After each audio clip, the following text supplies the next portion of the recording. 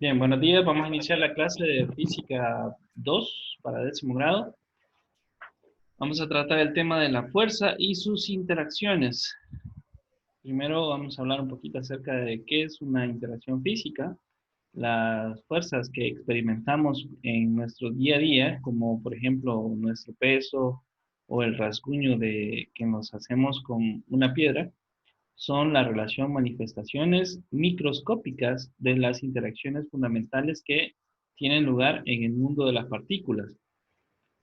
Ahora, en la actualidad se conocen cuatro formas fundamentales de interacción entre las partículas. Reciben este nombre ya que en cualquier otro tipo de interacción puede explicarse con base de estas. Son estas cuatro que vemos acá: la interacción gravitatoria, la interacción electromagnética y la interacción nuclear fuerte y débil. Ahora, para que podamos explicar cuál es la razón de las interacciones, primero vamos a hacer una remembranza de lo que es la fuerza. La fuerza es la base de lo que son las interacciones. Siempre que hay una interacción, pues hay presente también una fuerza. Entonces vamos a hacer una pequeña reseña histórica de lo que es el concepto de fuerza. Estas cuatro personas que vemos acá, las tres personas que vemos acá, perdón, son las que dieron origen al concepto de fuerza, tal y como lo conocemos en la actualidad, que ha sufrido leves cambios nada más. Entonces, tenemos primero, en el caso de Aristóteles, eh, hace una diferencia entre los movimientos, que estos pueden ser naturales o no naturales, con la caída libre, la rotación de los planetas, eh, la no precisan, al igual que en otro reposo, la existencia de las fuerzas. Y los no naturales precisan la fuerza, aunque sean uniformes. Si se lanza, dice un objeto, la fuerza existiría mientras existe el movimiento, según decía Aristóteles. Cuando un objeto no estaba en movimiento, pues según Aristóteles, pues no había ninguna fuerza. En la actualidad, pues ya sabemos que sí. Para que el objeto se mantenga en una misma posición, debe haber una fuerza que lo mantenga en esa posición. Aunque según la definición de Aristóteles, pues el movimiento de un cuerpo refería que había una fuerza sobre él. Ahora viene Galileo y dice que las fuerzas son las causantes de los cambios de velocidad. Por tanto, en el movimiento rectilíneo uniforme, en donde la velocidad es constante, no es preciso la existencia de fuerzas. En cambio, en el movimiento circular uniforme, la velocidad que varía, pues, sí que varía, pues, aunque no cambie su módulo, sí cambian la dirección y el sentido constante. Por tanto, la fuerza necesita fuerza, dice. Igualmente, en movimiento uniforme acelerado y en movimiento circular acelerado precisan la existencia de fuerzas. Ahora, en el caso de Newton, venía Newton y decía que además de las fuerzas por contacto, existen las fuerzas que actúan a distancia, incluso en el vacío. Un ejemplo de estas últimas son las fuerzas gravitatorias, que gobiernan los movimientos de los planetas. El peso de los cuerpos es una fuerza gravitatoria en donde uno de los objetos es siempre la Tierra. Ahora, la definición actual de fuerza dice que es toda acción capaz de cambiar el estado de reposo o de movimiento y de producir o producir en él alguna deformación. Esta ya es una definición más completa, donde dice que si el objeto está en reposo o está en movimiento o se está deformando, es por acción de una fuerza. La fuerza también está relacionada con lo que es la dinámica, que dice que es la ciencia que estudia el movimiento, pero atendiendo a las causas que lo producen, es decir, las fuerzas. ¿Preguntas hasta ahí? Nada, ¿verdad? No, Bien, ahora vamos a ponerle como un carácter vectorial a la fuerza. ¿Por qué la fuerza tiene un carácter vectorial? En el caso no sé si acuerdan ustedes cuándo teníamos una magnitud vectorial y cuándo no era una magnitud vectorial. Entonces, para que sea una fuerza sea un vector, tiene que cumplir ciertas características, tiene que tener una magnitud, tiene que tener una dirección y un sentido. Entonces, generalmente cuando se aplica una fuerza, se hace hacia una dirección específica, tiene un sentido y a veces tiene una inclinación, o puede ser horizontal, entonces igual tiene una dirección. Entonces, la fuerza es una magnitud vectorial ya que posee, además de un vector concreto, o sea, el módulo, una dirección y un sentido determinados. Por tanto, se puede expresar como una fuerza. Aquí vemos en el caso de una fuerza en sentido hacia el eje X, una fuerza en sentido hacia el eje Y o hacia en sentido vertical.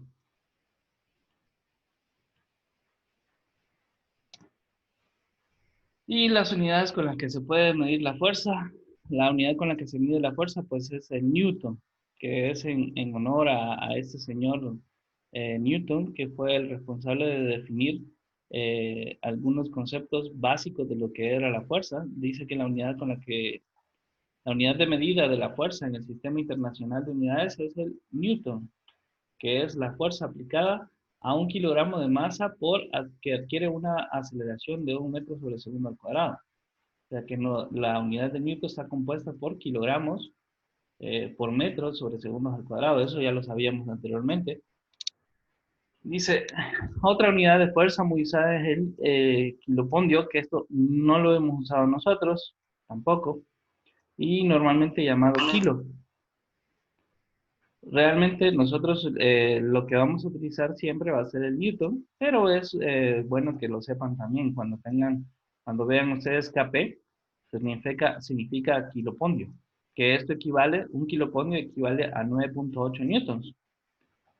Si tenemos un dato que está en kilopondios, pues solamente tenemos que multiplicarlo. Si tenemos 20, por ejemplo, 20 kilopondios, lo vamos a multiplicar por 9.8 y eso va a ser el resultado en newton.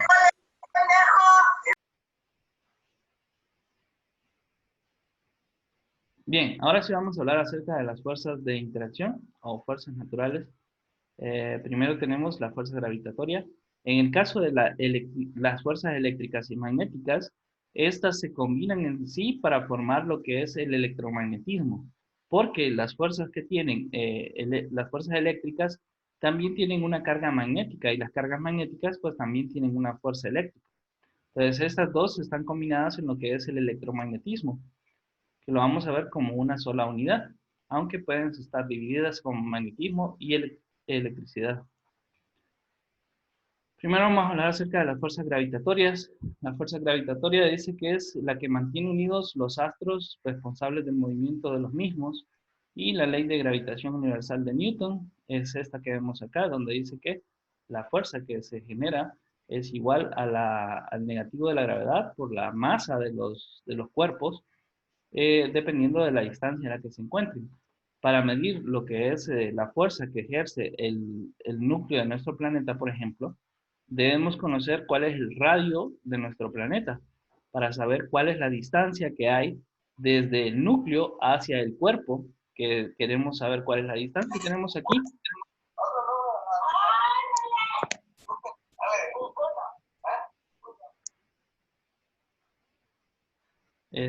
Moisés, mm, él está haciendo ruido su micrófono.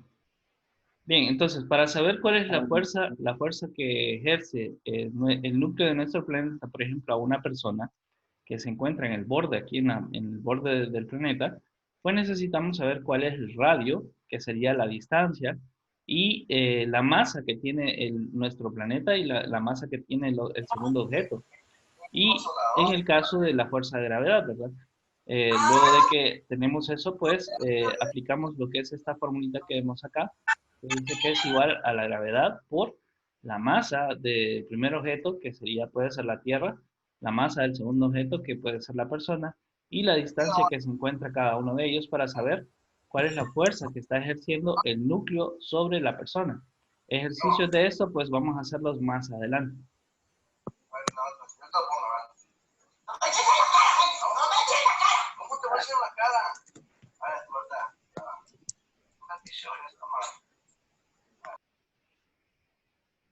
¿Quién es Yala o?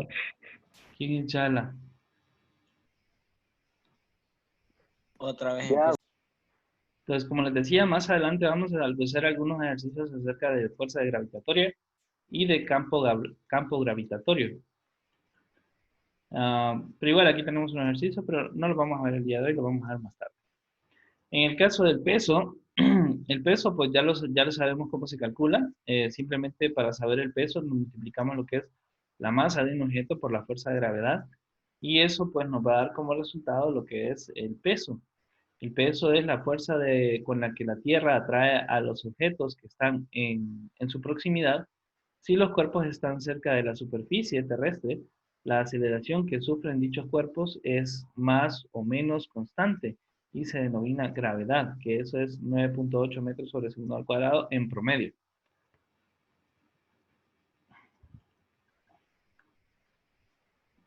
Eh, Ahora vamos a ver la gravedad. Según Newton, es el primero en darse cuenta de que la fuerza que nos atrae a dos astros haciendo que giren uno con respecto al otro.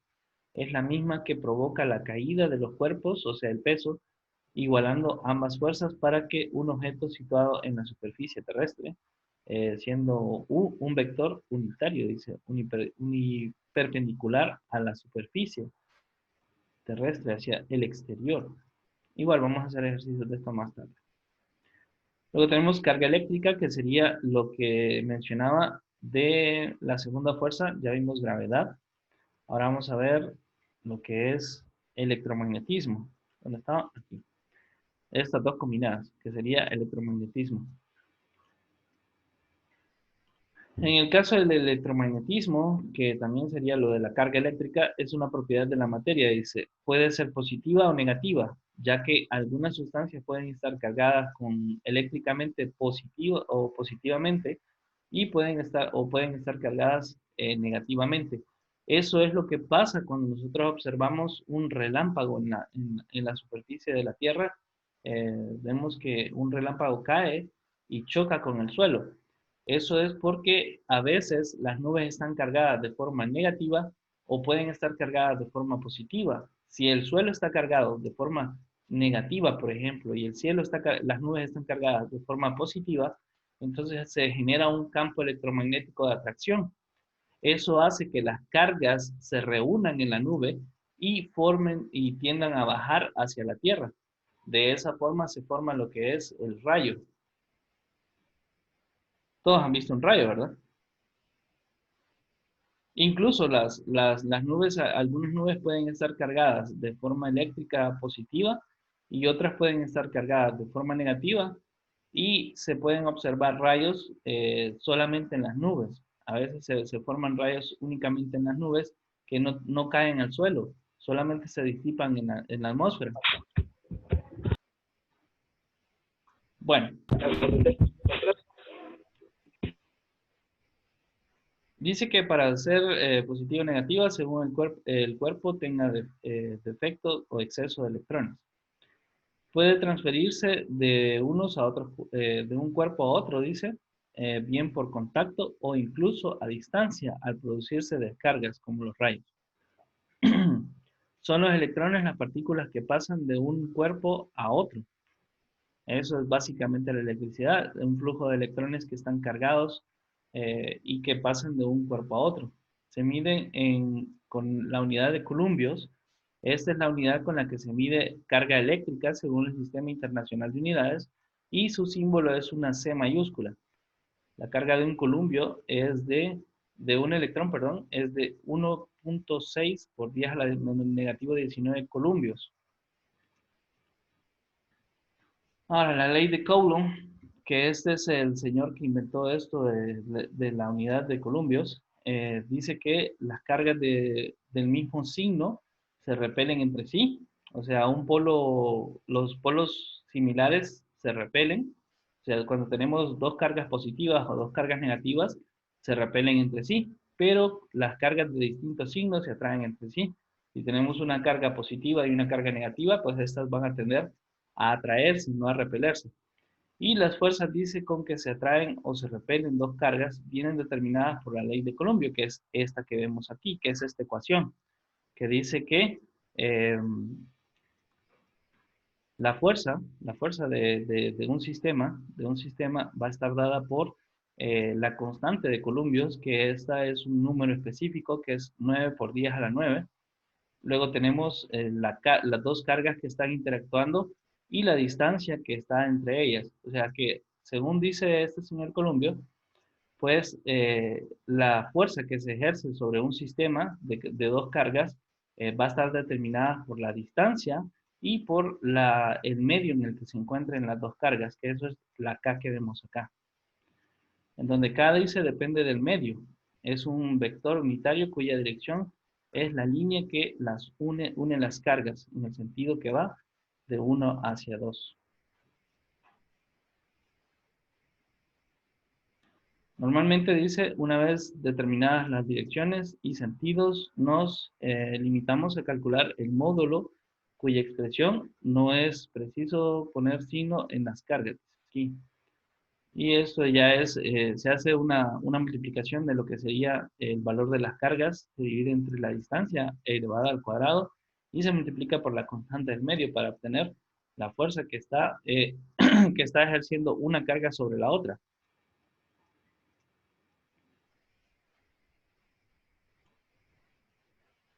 Ahora, cuando hablamos acerca de cargas eléctricas, también es necesario hablar de lo que es el campo eléctrico. El campo eléctrico de dos cargas, de una carga positiva, siempre va a tener una dirección hacia afuera del centro, o sea, del centro hacia afuera, mientras que las cargas eléctricas con polaridad negativa tienden a ser desde afuera hacia adentro. Para calcular lo que es el campo eléctrico, solo se tiene que dividir lo que es la fuerza que está ejerciendo el campo eléctrico entre el valor de la carga que tenemos ya descrita, y eso nos va a dar lo que es el valor del campo eléctrico. Pero también se puede hacer aplicando la constante de Coulomb y dividiendo el valor de la carga entre la distancia a la que se encuentre el campo eléctrico. O sea, la distancia en la que, si conocemos la distancia del campo eléctrico, pues podemos calcular lo que es el valor que tiene la fuerza del campo eléctrico. ¿Preguntas hasta ahí, si puedes? Posteriormente vamos a hacer algunos ejercicios con respecto a estos temas. Ahora vamos a hablar acerca de la interacción electromagnética. Dice que es responsable de mantener la estructura de la materia. La interacción electromagnética es una interacción atractiva o repulsiva de alcance infinito que se produce entre cuerpos que se encuentran cargados eléctricamente.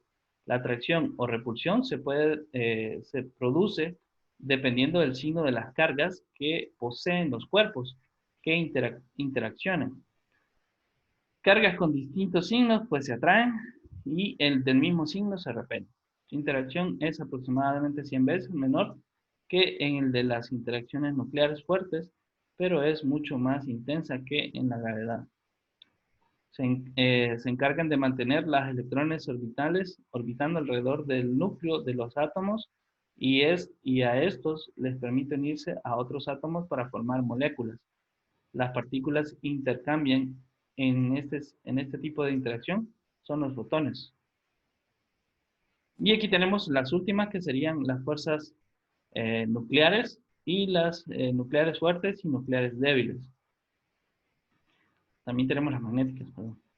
Las fuerzas magnéticas, dice, producen entre imanes o cargas en movimiento y van unidas a la eléctrica, que lo hablamos en la fuerza electromagnética.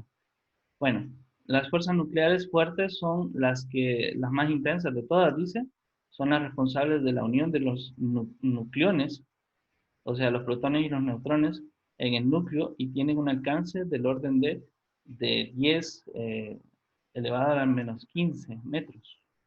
Y la fuerza nuclear débil, dice, son las responsables de las desintegraciones radiactivas, tienen alcance de un orden de 10 a la 17 metros. A ver, con respecto a esto de las fuerzas nucleares, definiéndolo de forma más sencilla, las fuerzas nucleares fuertes son las que mantienen unidos a los protones y los neutrones. Y las fuerzas nucleares débiles son aquellas pues las que existen en algunos átomos que hacen que los núcleos de estos mismos se vayan desintegrando o degradando y producen lo que es la radiación. Todos los átomos pues tienen fuerzas nucleares fuertes y débiles. Y en algunos casos, pues, hay algunos átomos que tienden a tener mayor fuerza, mayores fuerzas nucleares débiles, lo que hace que se degraden muy rápidamente. Por ejemplo, tenemos el ejemplo del uranio. El uranio es un elemento que tiene una fuerza nuclear muy débil y eso hace que se degrade constantemente, produciendo lo que es el elemento plomo. Esto se ha aprovechado en las plantas nucleares para producir lo que son eh, las plantas nucleares y extraer electricidad de esta forma. Debido a que cuando se separan las moléculas que están en el núcleo del átomo, pues hay una liberación de energía y esa liberación de energía pues se puede aprovechar para usarla y producir energía eléctrica. ¿Consultas, hipótesis?